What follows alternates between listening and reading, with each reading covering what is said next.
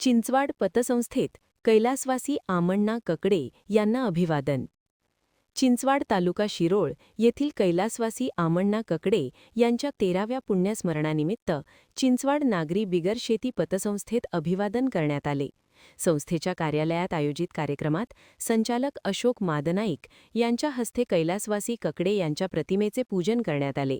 यावेळी संस्थेचे चेअरमन सुदर्शन काकडे, अण्णासाहेब काकडे, प्रदीप चौगुले सावकर, सुरेश चौगुले, आप्पासो चौगुले, सुकुमार चौगुले, सुरगोंडा पाटील, अश्विनी चौगुले, विजय Chougule, general manager Sunil घाटगे यांच्यासह सर्व पदाधिकारी, सभासद, अधिकारी, कर्मचारी व सेवक वर्ग मोठ्या संख्येने उपस्थित होते.